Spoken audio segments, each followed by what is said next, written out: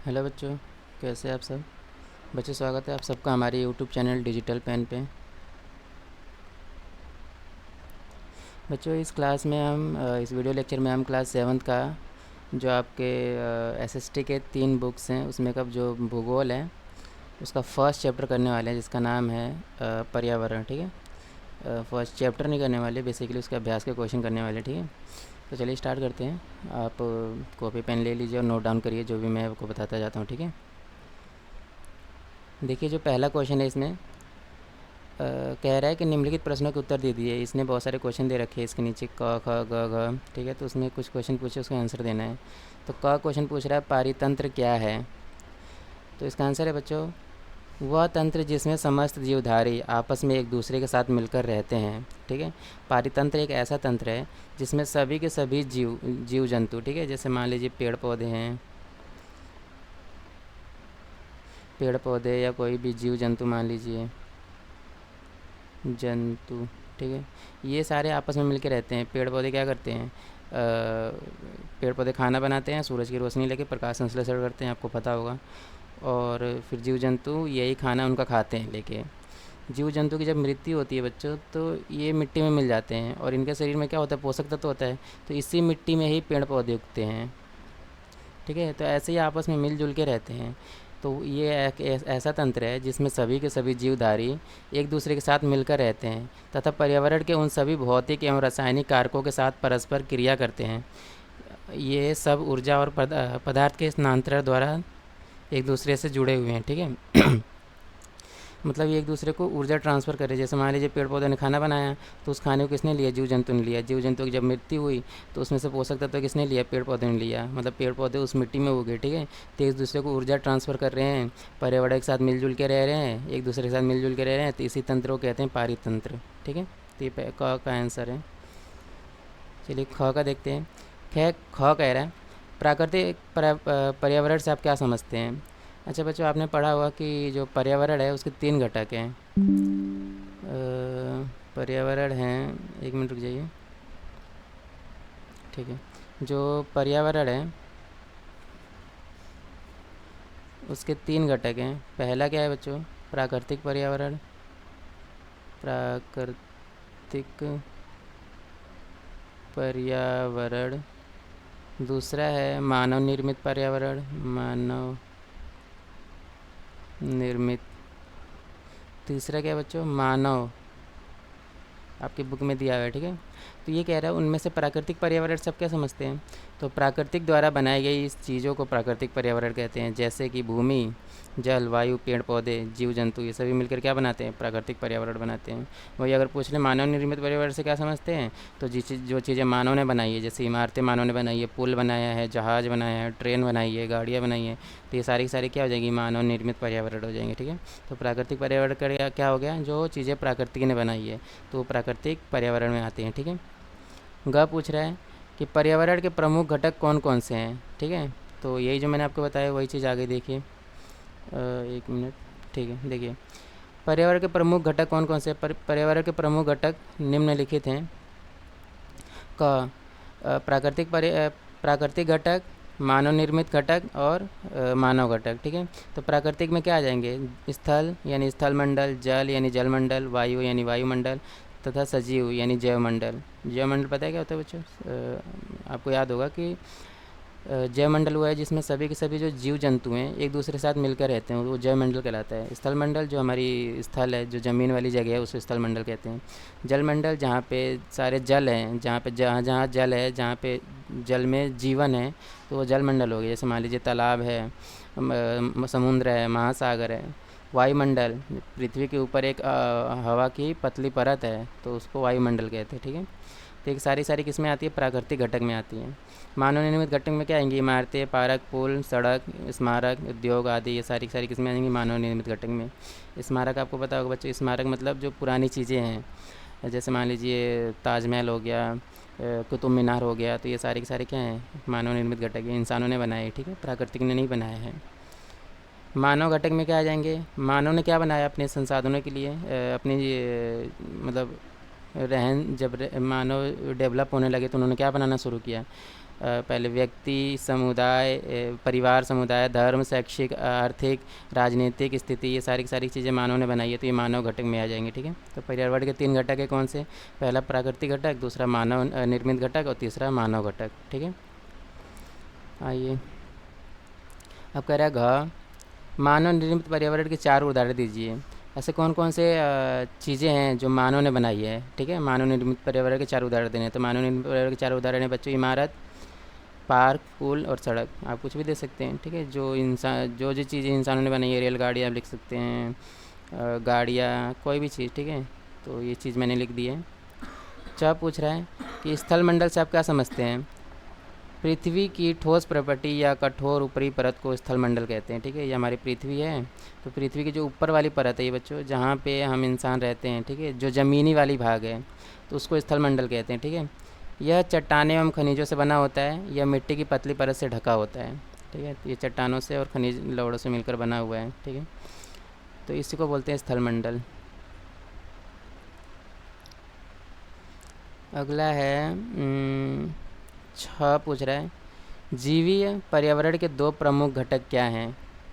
ठीक है, जीवीय पर्यावरण के यानी कि अच्छा, हमारे जो पर्यावरण है वो 2 चीज़ों से मिलकर बनता है।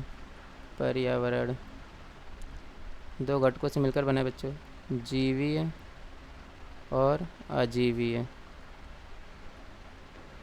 जीवीय में क्या होते हैं? जो जिंदा चीज़ें हैं। जिंदा चीज़ें क्या होंगी? पेड़ पौधे और दूसरा क्या हो जाएगा? जीव जंतु। और अजीवी में क्या हो जाएगा? जिसके अंदर जान नहीं, जैसे पहाड़ हो गया, वायु हो गया, हवा हो गया, पानी हो गया, ये सारे अजीवीय पर्यावरण के घटक हैं। ठीक है, और जीवीय पर्यावरण के घटक कौन से हैं? पेड़ पौधे और जीव जंतु। तो कह रहे हैं जीवीय पर्यावरण के 2 प्रमुख घटक। तो जीवीय पर्यावरण के 2 प्रमुख घटक पेड़ पौधे और जीव जंतु। पेड़ पौधे और जीव जंतु। ठीक है, जैवमंडल क्या है? वह जगह जहाँ पे सभी सजीव रहते हैं उसे जैवमंडल कहते हैं। तो क्या लिखा है देखिए, पादप एवं जीव जंतु मिलकर जैवमंडल या सजीव संसार का निर्माण करते हैं। ठीक है, यह पृथ्वी का वह संकीर्ण क्षेत्र है जहाँ स्थल, जल एवं वायु मिलकर जीवन को संभव बनाते हैं। ठीक है, तो ये सारी डेफिनेशन आपको याद करनी है, पेपर में पूछ सकता है, ज़्यादा मुश्किल नहीं है चीज़ें। ठीक है, अभी आगे दूसरा क्वेश्चन। अभी हम पहले क्वेश्चन के सारे भाग हमने कर लिए, अब दूसरा क्वेश्चन करते हैं। इसमें सही का जवाब उत्तर लगाना कौन सा सही है? इनमें से कौन सा प्राकृतिक पारितंत्र नहीं है? कह रहे कौन सा प्राकृतिक पारितंत्र नहीं है। ठीक है, मरुस्थल प्रकृति की, क्या प्रकृति ने खुद बनाया है, इंसानों ने बनाया है? खुद बनाया बच्चों, इंसानों ने नहीं बनाया। मरुस्थल यानी रेगिस्तान होता है। ठीक है, रेगिस्तान खुद अपने आप ही बनता है। ताल खुद इंसानों ने बनाया कि खुद बनाया बच्चों? ये ताल जो होता है ये इंसान बनाते हैं। ठीक है, वन तो खुद ही बनता है, यानी इसका आंसर क्या हो जाएगा? इसका आंसर हो जाएगा ताल होगा। ठीक है, इसका आंसर ताल हो गया, क्योंकि ये प्राकृतिक पारितंत्र नहीं है। तो ताल है, ये प्राकृतिक नहीं है, इंसान बनाते हैं। इनमें से कौन सा मानवीय पर्यावरण का घटक नहीं है? कह रहे मानवीय पर्यावरण का घटक कौन सा नहीं है? धर्म है और समुदाय है। स्थल जो है वो मानवीय पर्यावरण का घटक नहीं है। ठीक है, ये प्राकृतिक पर्यावरण का घटक है। ग कह रहा है इनमें से कौन सा मानव निर्मित पर्यावरण है? कह रहा है कौन सी चीज़ जो इंसान ने बनाई है? पहाड़ इंसान ने बनाई है? नहीं। समुद्र बनाया है बच्चों? नहीं। सड़क को इंसानों ने बनाया। ठीक है, इसका आंसर सड़क हो गया। इनमें से कौन सा पर्यावरण के लिए खतरा है? कह रहा है कौन सी ऐसी चीज़ है जिसके बढ़ने से पर्यावरण को खतरा होगा? क्या पादप में वृद्धि होगी, पेड़ पौधे में वृद्धि होगी तो क्या इंसानों को खतरा, पर्यावरण को खतरा होगा? नहीं। जनसंख्या में वृद्धि होगी तो, अगर इंसानों की संख्या बढ़ेगी बच्चों, जनसंख्या, तो पर्यावरण को खतरा होगा। इसका आंसर हो जाएगा 3। ठीक है, चलिए आगे बढ़ते हैं। अब ये कह रहे हैं तीसरे क्वेश्चन में मिलान करिए। जैवमंडल किससे मिलता है बच्चों? जिसमें सभी सजीव एक दूसरे के साथ मिलकर रह रहे हैं। ठीक है, तो वो जैवमंडल है जहाँ पे सजीव रहते हैं। तो पृथ्वी घिरने वाली वायु नहीं, जलीय नहीं। ये देखिए, वह संकीर्ण क्षेत्र जहाँ स्थल, जल एवं वायु पारस्परिक क्रिया करते हैं उसे जैवमंडल कहते हैं। ठीक है, क्रिया करते हैं, क्रिया करके क्या बनाते हैं? सजीवों के लिए एक ऐसी जगह बनाते हैं जहाँ पे वो रह सकें। वायुमंडल क्या है बच्चों?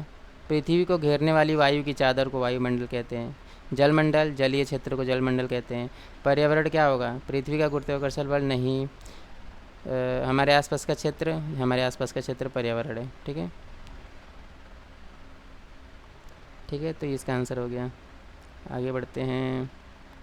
आपको कोई डाउट आता है तो आप मुझे कमेंट सेक्शन में कमेंट करके पूछ सकते हैं। ठीक है, देखिए चौथा क्वेश्चन कह रहा है कि इन दोनों का कारण बताइए।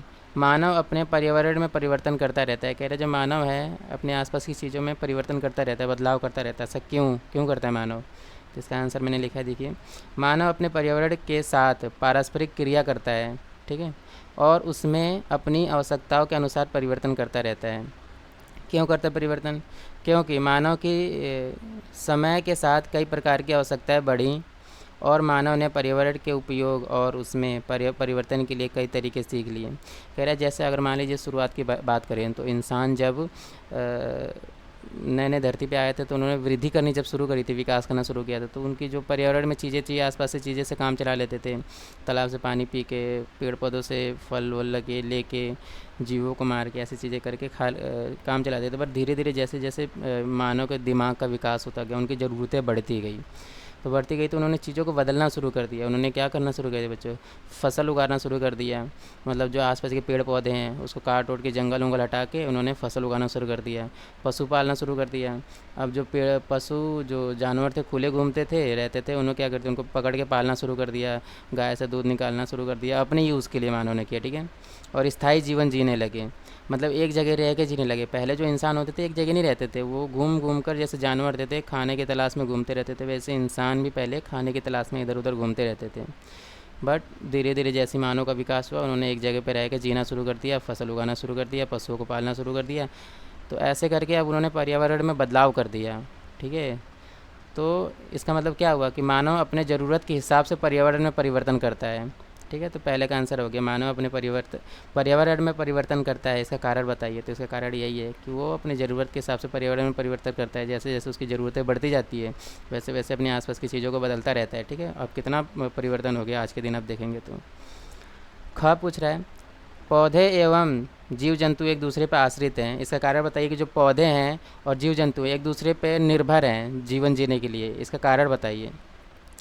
इसका कारण ये है बच्चों कि पौधे एवं जीव जंतु एक दूसरे पर आश्रित है क्योंकि लगभग सभी जीव जंतु भोजन के लिए पेड़ पौधे पर निर्भर हैं। जो जीव जंतु है बच्चों, जैसे मान लीजिए अगर मैं बात करूँ इंसान की ही बात कर लेता हूँ, इंसान है, हम भी जंतु ही हैं। ठीक है, या कोई से भी जिराफ ले लीजिए, जानवर ले लीजिए, तो वो खाने के लिए पेड़ पौधे पर ही निर्भर है। सबसे पहले पेड़ पौधे खाना बनाते हैं प्रकाश संश्लेषण से। उसको अगर शेर की बात कर लीजिए, मान लीजिए आप बोलेंगे कि शेर नहीं, वो तो हिरन खाता है या जानवर खाता है, बट किसी न किसी तरीके से वो भी पेड़ पौधे पे है। अगर हिरन नहीं रहेगा तो शेर कैसे ज़िंदा रहेगा? और हिरन क्या करता है? हिरन भी तो पेड़ पौधों का ही खाता है, यानी इनडायरेक्टली शेर भी पेड़ पौधों पर ही निर्भर है। हम तो वैसे भी पेड़ पौधों को खाते ही रहते हैं। तो यही कह रहा है सभी जीव जंतु भोजन के लिए पेड़ पौधों पर निर्भर हैं। पेड़ पौधे भोजन के प्राथमिक स्रोत है, यानी कि पेड़ पौधे जो हैं वही खाना बनाते हैं सबसे पहले, उसके बाद धीरे धीरे सारी चीज़ें जानवर खा के और जिंदा है धरती पे। और जंतुओं के मल एवं गोबर, अच्छा ऐसे तो हम पेड़ पौधे पर निर्भर है। अब पेड़ पौधे कैसे जंतुओं पर निर्भर हैं? पेड़ पौधे ऐसे हैं कि जो जंतु जंतु होते हैं उनके मल या गोबर से पादपों को खाद मिलता है। ठीक है, गोबर से पेड़ पौधों को खाद मिलता है तो पेड़ पौधे बढ़ते हैं। तो जैसे जीव जंतुओं के मृत्यु के पश्चात अगर जीव जंतु मर जाते हैं तो फिर क्या होती है, इनकी बॉडी मान लीजिए कोई किसी धर में जला दिया जाता है, किसी धर में गाड़ दिया जाता है, या कुछ भी होता है। अगर ये तो इंसानों की बात हो गई, अगर जानवर की बात करते हो कहीं भी मर जाते हैं तो उनका शरीर धीरे धीरे मिट्टी में मिल जाता है, तो उनके शरीर में जो पोषक तत्व रहता है वो भी मिट्टी में मिल जाता है। तो उसी मिट्टी पर ही पेड़ पौधे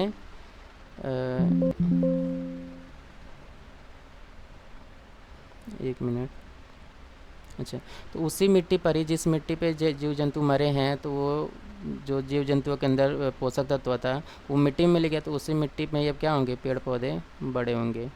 ठीक है, तो ऐसे करके एक दूसरे पे पेड़ पौधे और जीव जंतु निर्भर हैं। ठीक है, कैसे दोबारा बता देता हूँ मैं, देखिए पेड़ पौधे खाना बनाते हैं तो सारे जीव जंतु पेड़ पौधों को खाते हैं, ऐसा तो ये हो गया। और पेड़ पौधे कैसे जंतु पर निर्भर हैं? जंतु जब मरेंगे तो मिट्टी मिल जाएंगे और उनके शरीर में जो पोषक तत्व होगा उस पर पेड़ पौधे उग जाएंगे। तो ऐसे करके सभी एक दूसरे पर निर्भर रहते हैं। तो ये दोनों का कारण हो गया। ठीक है, ये क खा और ये ख था।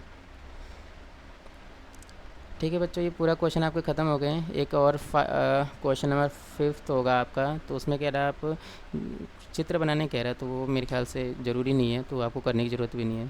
थैंक यू सो मच, आप हमारे चैनल पे आए हैं, और आपको वीडियो अगर पसंद आई है तो प्लीज़ चैनल को सब्सक्राइब ज़रूर कर देना। प्लीज़ बच्चों सब्सक्राइब कर दो, ठीक है, और वीडियो को लाइक ज़रूर कर देना। आप मुझे कमेंट करके बता सकते हैं कि अगला चैप्टर आपको कौन सा करना है, किसके आंसर चाहिए, या कोई समझना है टॉपिक, तो आप मुझे वो भी बता सकते हैं, ठीक है। तो जाने से पहले प्लीज़ सब्सक्राइब करके ही जाना, ठीक है। Thank you so much.